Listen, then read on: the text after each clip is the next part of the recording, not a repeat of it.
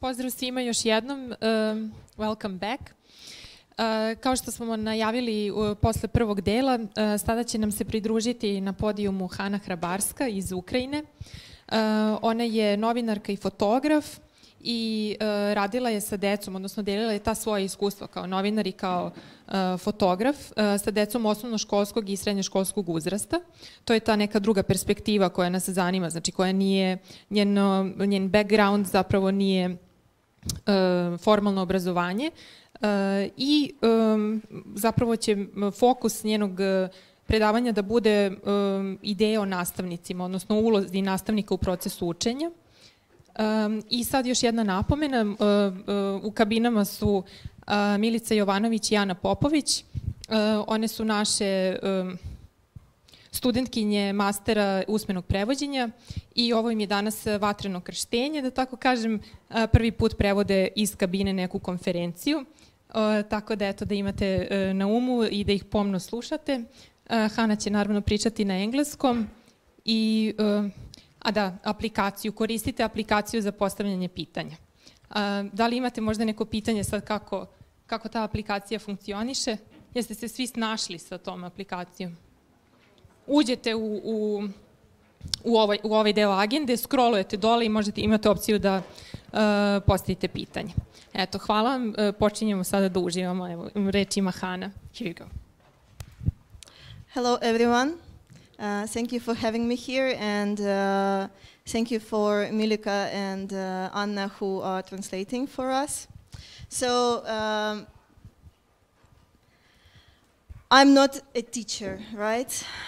And you might be asking yourself, and maybe me, what am I doing here if I'm not a teacher? So what can I share with you? I'm a journalist and I'm a photographer, and I work both with NGOs and with private clients. I also work in music journalism. So I think that now the world becomes more and more multi-discipline, and I will be talking.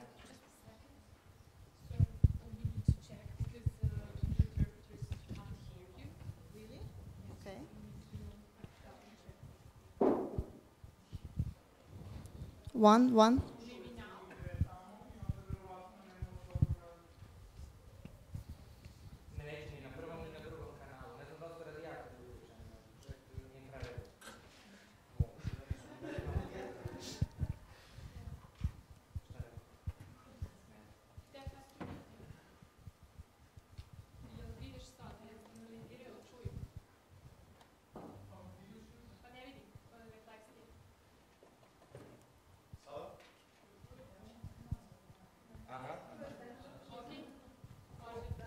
Do you hear me? Oh, I have to repeat. Oh my God. Okay. My name is Hanna. I'm from Ukraine. Does everybody hear me now? I live in Kyiv, but I was born and grown up in a smaller city.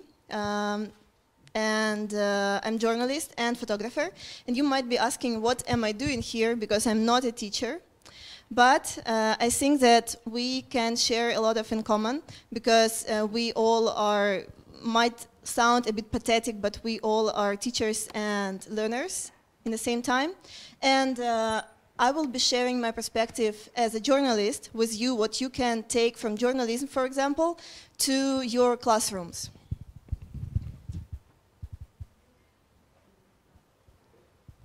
Something doesn't work again. It's 5-year-old me. Do you see? I was very, very energetic and talented when I was a child. And I never knew where to apply my talents and energy. So my mother, she put me to every single course of dancing, singing. I was studying English since I was 3, didn't succeed fully yet. But I was attending accordion classes. I was attending everything. But I didn't finish anything. I mean, I tried everything what was interesting for me, but I didn't have enough energy to finish. And my mother, she still blames me that I didn't become, for example, professional accordionist. But I think what this gave me, what this time gave me is the ability to switch to different things, and it helped me a lot in life because when I studied at school, I had very good marks, but I hated to study. I didn't like anything. Then I entered the university, the law university, and I hated to study law, even though I finished with a red diploma. And then finally, I found my passion. It was journalism. So I entered journalism classes, journalism university, and still I'm somehow related to journalism, even though I switched to photography because it's faster and brings results much more faster. I'm not going to talk about myself all the time. Just the thing is that when I was a child and you work with children, I was jumping from one thing to another until I found my passion, and that's what I will be talking about. 2 years ago, I was invited to teach the creative thinking for children in a small town, small village. It was really scary because I never worked with children before, and I don't have smaller brothers or sisters, so I didn't know what to do. And creative thinking is a very broad thing. You can do, and the guy who invited me to make these classes, he said, do whatever you want. Children are yours, so you do whatever you want. These children were coming to my course for the whole week. Doesn't work? It doesn't, people don't hear me.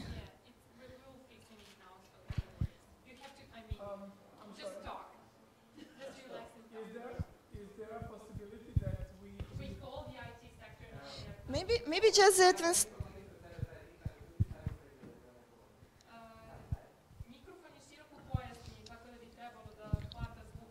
maybe just the translator, she comes and she translates from the stage with me.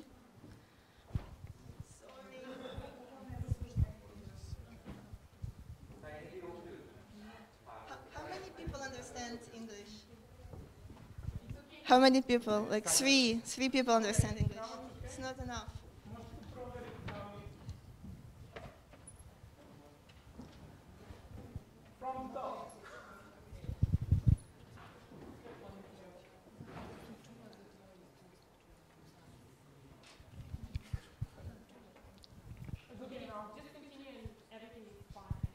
No, but nobody understands. only three people speak English here. Like only 3 people raised their hands. Oh. You do? Oh, okay. So now I become nervous.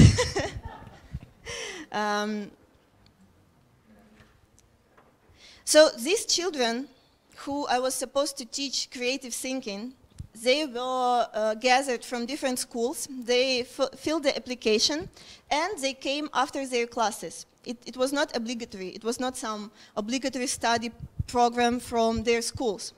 And it brought even more responsibility on me, because when you just can't tell something, whatever you want, just to waste yours and children's time, it's one thing. But when you have to engage children, I had to really think about what to teach them and what to do with them. So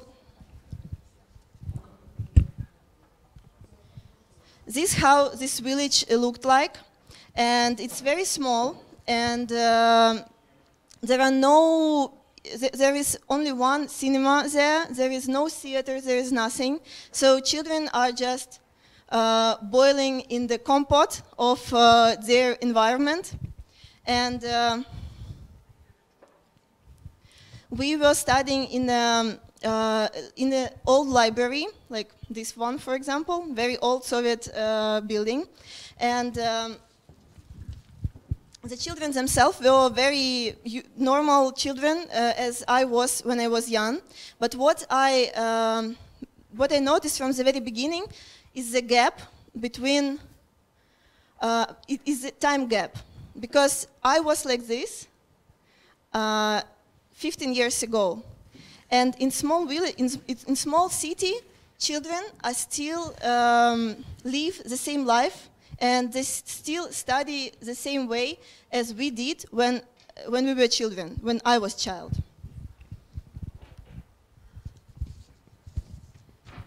My opinion is that creativity is a key to the future. Because everything what was invented, what was made, was first imagined. And you can ask yourself, and you should ask yourself every day, how does the future look like? And can you imagine something that doesn't exist today? Can you imagine something that doesn't exist today? Like, who can imagine? Who can invent something right now here?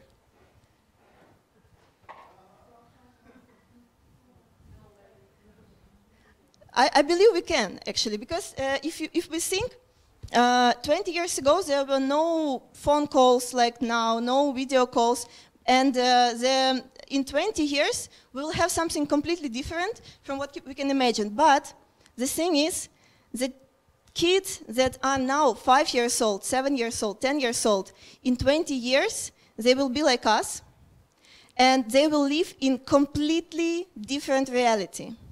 We don't think about this on daily basis, but we still continue to teach them same way as we studied.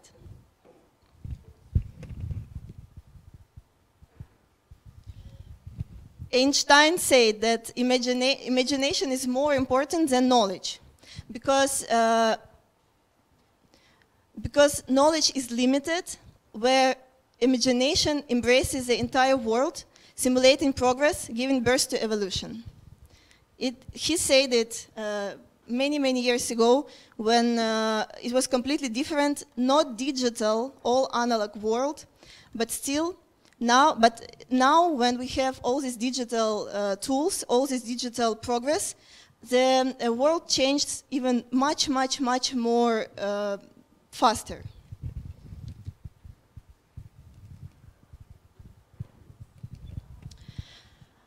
Half a year ago, I went to Japan, and seriously, I was shocked, because I heard this quote a long time ago: the future has arrived, it's just not evenly distributed.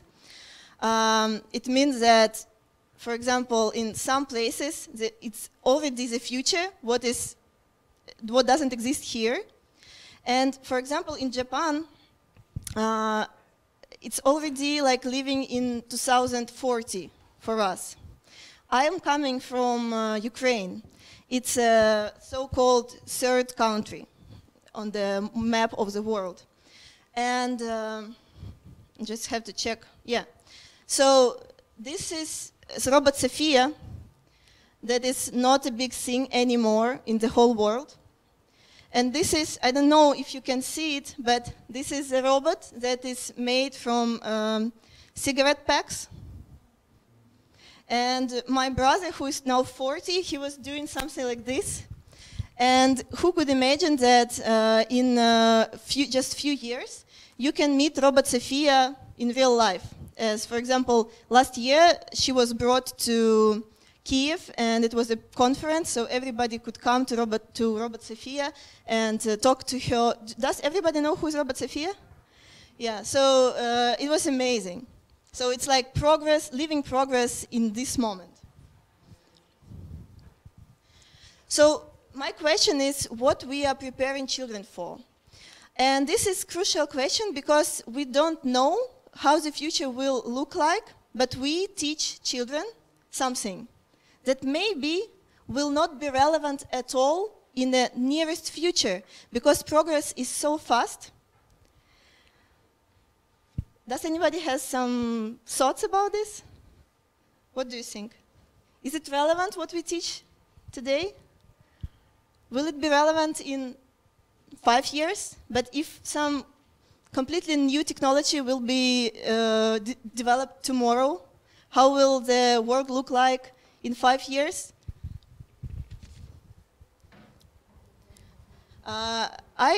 I'm obsessed with one guy. His name is Yuval Noah Harari. You might be, you might hear about him. He's a professor and the author of best-selling books, *Sapiens*, *Homo Deus*, and 21 Lessons for 21st Century. Does anybody know him? You should. Somebody know. You should definitely read his books, guys. It's amazing. So he says that education before was like a stone house. You build it once and for whole life. Now, according to Mr. Harari, education is like a tent. You can fold it and move it to another place anytime you want. I have a friend who is, he studied medicine 25 years ago. It's out of my presentation, but I just tell this little story. He studied medicine, and he was really brilliant in medicine, in biology. And his father is also a doctor, so he was expected to have a brilliant medicine career. But, as he told me, 20 years ago, he met internet for the first time. For the first time. And in that moment, he realized that in 20 years, the world not going to be the same. So he decided to somehow be involved into internet stuff. He didn't know anything. You remember 20 years ago it was like you press the button and you wait for 5 minutes until the page downloads. Younger people, like it sounds crazy for them because now you have everything so fast, but when I was studying in my first university, I had to take a paper from the direction of my university to go to classroom with the computers, and everything was loaded so long. So he created his first application. It's OkCupid. You might know it. It was before Tinder, before Bumble, before all these dating apps. The first dating app was OkCupid. He created it. It has Ukrainian origins. Then he sold it and started his IT business 20 years ago. Now, only in Ukraine, 5,000 IT people work for him. He's a huge businessman. And 2 years ago, he bought the company that was bankrupted in California. And now he builds rocket ships, like real rocket ships. So he's space craftsmanship now, craftsman. That's how he folded his tent of medicine education and went to building rockets in California. This is crazy. So when I was teaching the children this abstract thing as creative thinking, what did they understand about them? Children want to learn. I didn't want, but maybe it was just up to me, of course, but also up to my teachers. Because only what I wanted to have fun. And how to combine fun and education, it's a big responsibility of teacher, and it's possible. So now I will be giving more practical advices that you can use in your classrooms. You must be cool, first of all. Without it, it's not gonna work. Being cool, it doesn't mean being like well-dressed and like talking nicely and, you know. Being cool is personality plus connection. Personality is something that you develop through your whole life. We are not children anymore. like who is? I don't know, I don't see any children here. So you're grown up, but it's a big myth that adults don't grow. It's not true. Adults also grow. Adults can develop skills and their personalities till the end of the life. And connection, I mean the connection with children, with the class that you create during your teaching. Building relationships and creating atmosphere is a key. How to make it? It's crazy, but it's possible. Show everything that is possible to show, because education, sometimes it's very abstract. For example, who is a history teacher here? Nobody, probably. Who is language teacher? Many. So how do you visualize language? With drama technique. With drama, cool. Do you use it? Yes, often. Cool. What else? Only drama? I can't believe that. Sound. Okay. Yes. Well, you can always invite someone from the professional sphere to talk with students how they are actually doing it in the real life. I usually bring real life journalists to talk about journalism, and real life photographers and videographers to talk about photography and video. Does it inspire? Does it inspire children? Yes, actually, because they want to know how it's done. Okay. Practical knowledge for them. So, showing and encouraging curiosity is very, very important. Going back to Professor Yuval Noah Harari, I'm reading his second book currently, and there is a chapter about the last speech of Ceausescu. So he's giving an example about this. And I don't know if you see it or not, if you can see it good or not, but in his book he says, go to YouTube and tape last speech of Ceausescu. So I went there and I watched this speech, and then I went to comment section, and there was a comment left 2 years ago. Homo Deus, the name of the book, brought me here. And 2,700 likes and many, many comments. I don't think that all people who came from Homo Deus liked or commented this, but I was amazed how powerful it was to just write in a book, and so many people actually went there. The next thing is provoke discussions. What I noticed from my school and from teaching children, that first of all, teachers are afraid of discussions, and children think that teachers don't want to discuss. Why? Because teachers are always right. Who agrees? Nobody agrees, but why do you act like that in the classrooms?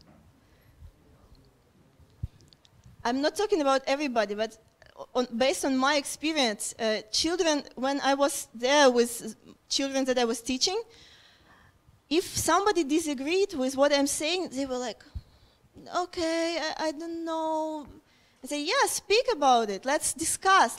You can disagree, and I will agree with you if on my opinion, you're right. You can change my opinion. And can you imagine how cool it is for the child that the adult changed his opinion according to what the child said?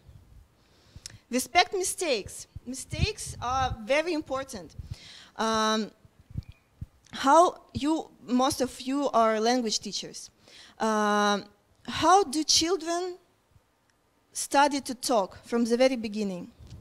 They don't like just get, they don't get delivered to this world with this ability to speak very clearly, to bring their messages, to, they learn one by one. one letter by one letter, one word by one word. But when we teach children later, we impassion. We think that if they make a mistake, it's a mistake, it's a bad thing. Mistakes are very good things. It depends on from what point of view you look at them. And reshape the way of thinking of children. Because what's written in the books, it's just the perspective of one person who was writing this book, that's it. You can discuss and you can think from different angles.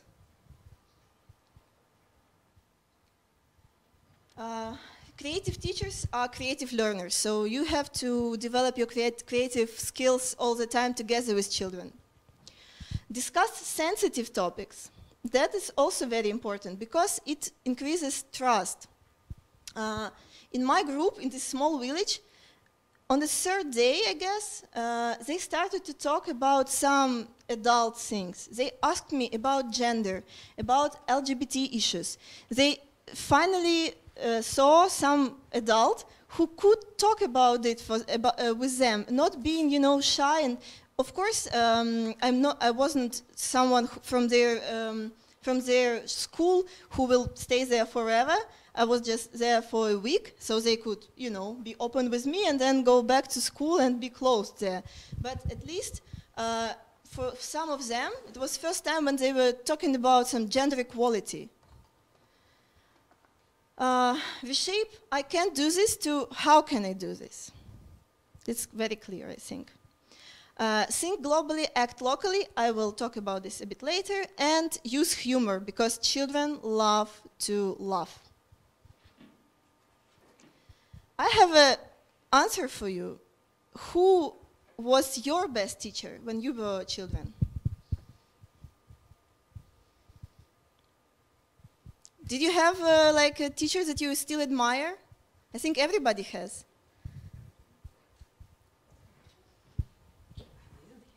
You didn't have? You didn't have your favorite teacher? Did you have your favorite teacher? You didn't?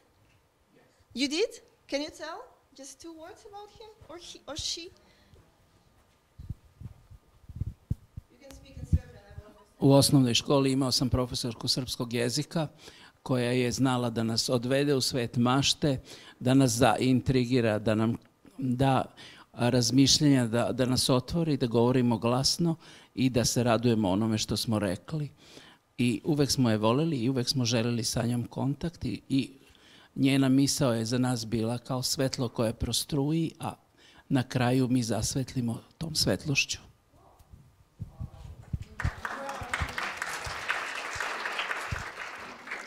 Honestly, I didn't understand. But it might be something really cool. Anybody else wants to share something? My best teacher was a Russian language and literature teacher, and I really loved her, like completely adoring her. And she was super cool and ironic. She was absolutely normal woman, like nothing, not stylish, nothing. She was quite old already, but her personality was super strong. She was like this. She was very, very, strong personality. She was a badass teacher, really. And she was organizing some competitions among children about some poems and she was provoking discussions all the time, and she was organizing the big event for different schools to a competition of reading poetry. And she was training few of people from our class, me and 2 others. So we were taking part in these competitions every time, and we always won, always. And only many years later, I realized that she was doing this for 3 of us, just for 3 of us, because nobody else wanted to participate. So this person, she invested so much energy and time and passion into us. She was sacrificing her free time to do something like that for us. Here were the administration and the government people from the very beginning, and I asked my friends later what they were talking about, And if you were here, so you probably remember better than me because I didn't understand anything. So my friends told me that they were talking about like lack of resources. That yes, they want to digitalize the study process, etc., but lack of money, lack of people, etc. So this is super important to understand that you can do a lot of things without having money. Only having internet. Now I'm switching slowly to this topic of our conference, digital stuff. Make this effort to do more having only internet.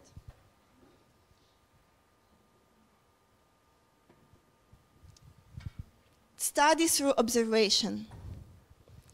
One exercise that I really like and that I always do with children is just collect a small group of students, take them to the street and walk in silence. From the beginning, they will laugh all the time, like, haha, they will like trying to interact to each other, they will punch each other, punch you. But then they will continue just walking in silence, and then stop them on anywhere you want on the street and ask what they saw.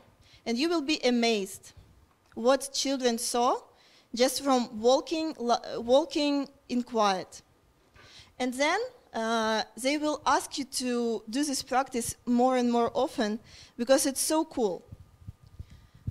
And it's free. No money from government needed.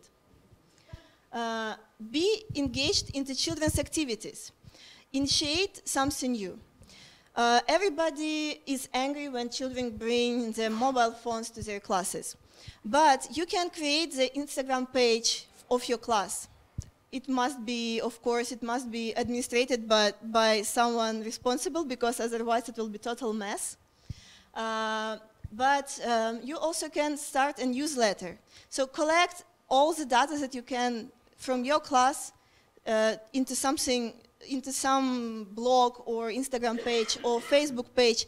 You will make it cool. You will make children involved into something new, and you will be involved together with them, and they will be a little bit more connected to you. They will be more like closer to you because you're doing something together, something what is interesting for them.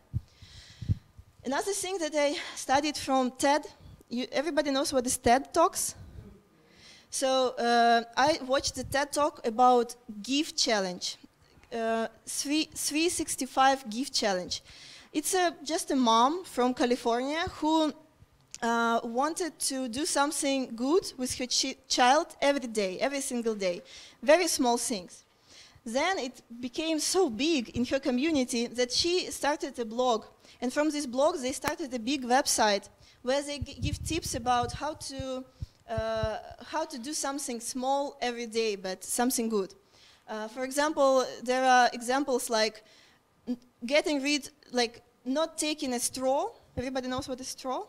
Just to drinking, because it's plastic. So, for example, this little thing, they didn't take a straw.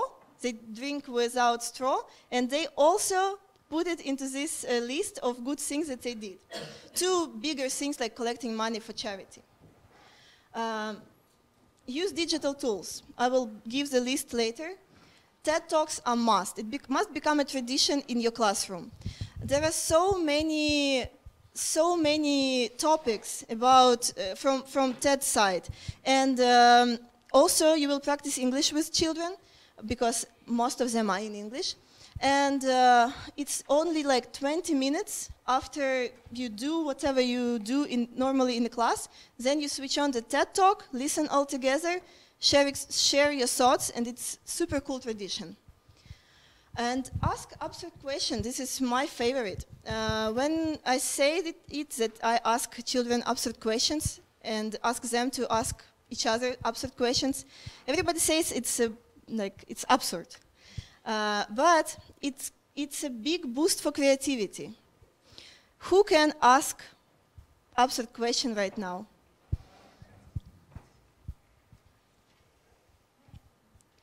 Don't be shy. Okay, nobody. It's every time when I ask someone to ask absurd question, everybody's stuck because it's very, very hard, but it boosts the creativity.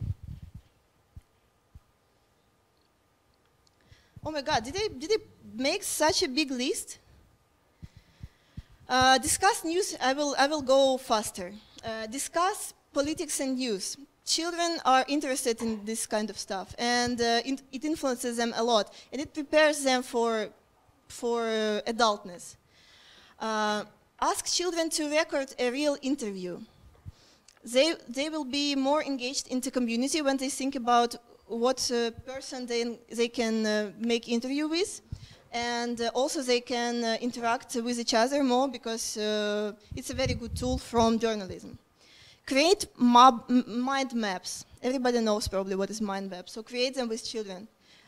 Create them about what you're teaching, create them about how their day was, whatever. Use smartphones for the good reason, as I said before. And try something really new. For example, these new apps that just were released last year, for example, Bansi and Nearpod, it's tools, they're free and online, that create the interactive, it's interactive education, where it's like tool for presentations where you can put everything together. And cost spaces edu, you can write it down. It's also online tool, it's free from the youngest children to the adults, that creates virtual reality online, and children create their own rooms in this space and they can visit each other. So it boosts their interest to IT, to computers, to everything, and also a great fun. This is Cost Spaces Edu. This is like just an example what children create, like Forest of Dreams, parkour course, like apartment design. Who's interested in what, they can create it online for free. And this is Nearpod. By the way, I highly recommend this website because they have tons of free lessons, also created by children. And I made the selection because it's also for these virtual reality glasses. They are super cheap, by the way. I also recommend you to talk about, to talk with parents about buying these virtual glasses to everybody, because they can like cost $10, even less. Or you can create them yourself. You can find a lesson how to create cardboard glasses in YouTube and create them yourself. And you can like walk to, I don't know, you can go to all these courses like Earth systems and mountains and all this stuff and watch them together with children. And this is, my opinion, it's crazy not to give it to children because it already exists and it's free. Where you can find the ideas. First of all, Google them. For example, new apps for education 2019. And a whole list of articles about this. Just go to Google and you will find everything. TED Talks, it's like superpower. GettingSmart.com. It's all kinds of articles about education process, about new ways of education, about new courses, about new apps, like everything. As I mentioned before, 365give.ca, it's California probably, where you can find all the ideas for making these good things every day. Watch documentaries together. It's a very cool thing to really show the real life to children, because nowadays, what I also realized that parents, they keep children in a bubble where nothing bad is going on. Like in the world, everything is great. But documentaries is a way to educate children in depth about problems that exist in the world. You can buy Netflix, you can subscribe for Netflix, it's like $8 a month. Just one person, teacher, subscribes, and you can show a documentaries every week. And also it's a cool tool because if you watch a movie together with children after class, it's also very cool. I will send this to organizers, so if you want, you can just send it to everybody. Go conquer.com, I don't know even how to spell it. So it's mind maps. It's also online tool to create mind maps. Studygs.net. It's not a news portal, but it's a whole site dedicated to the topics how to study what, like study to study. If you study mathematics, here are tools that will help you to study mathematics more effective, like poetry for poetry, history for history. It's very cool. Marinatimer.com. It's a very funny thing. There is like research about the most effective timing for education. It's 25 minutes after 5 minutes of break. 25 minutes you study, 5 minutes break. And this is the app that sets this time agenda. And after these 25 minutes, it makes very funny sound. For example, like aliens are coming or something like that. So before the 5-minute break. And it helps children to stay focused during 25 minutes. Evernote.com.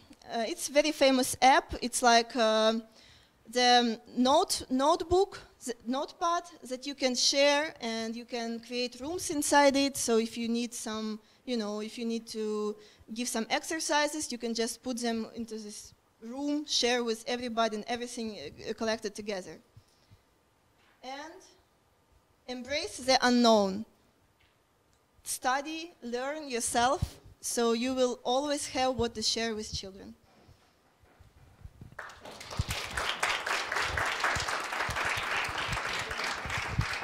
I will send this to Milan, I think, or Olga, so you can have all these links. And if you have questions, you can ask. Možete svi sajt jednostavno digitalna humanistika.rs, svi materijali će digitalno kao i Moodle platforma sa videima, sa predavanja i još drugih materijala koji su skupili. Evo samo da prevedete jedno pitanje. Da li ste sanjali da ćete raditi ovaj posao koji sad radite? Jel možete da date kolege mikrofon da mogu devojke da prevedu? Ili hoćete da... To je ovaj tamo mikrofon.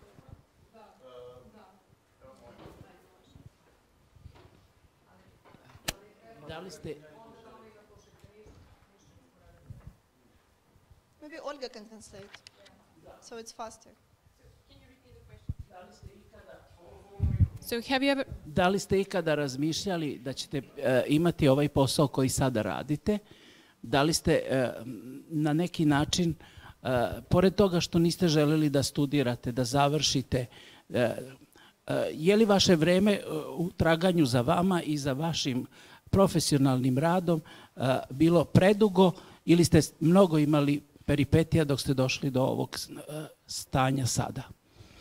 Have you ever dreamed that to have the job that you have at the moment? And if you can explain us a little bit about the whole process and the time that took you to achieve what you did? You mean achieve in journalism or? Okay, so it's a funny story how I found my passion. I wanted to become a journalist since I was 10. And why? Because when I was 10, I first saw the video of my favorite music band, Mumitroll. Maybe you even heard about it. And I get completely crazy about these guys, like completely. So I dedicated all my childhood following them to tours. I started to work to be able to buy, I started to work when I was 13 to be able to go to their concerts all around the world. So how to get to know these guys. Only becoming journalist. And and yes, that's how I found my passion. And now I'm really excited about what I'm doing because I work for music festivals all around the world. And last year I was invited by Mumitroll, by this band, to make photography for them. So I flew to Riga, to Dzintari, it's near Riga. And yeah, and I worked with them. So yeah, I'm very happy with what I'm doing. Thank you. Je li imate možda još neko pitanje? Na aplikaciju ništa nije stiglo. Ili ima možda neko pitanje za mikrofon? Ne. Thank you, Hannah, so much. Okay. I really love the metaphor you presented us for the education, and I think it's something really brand new. And I think it's really important to always reinterpret and reinvent our metaphors. We think about the world. So I think the one with the tent on one side and the other one with a building, strong building, rock building, it's a really, really good. It's a really good one and inspiring for all of us.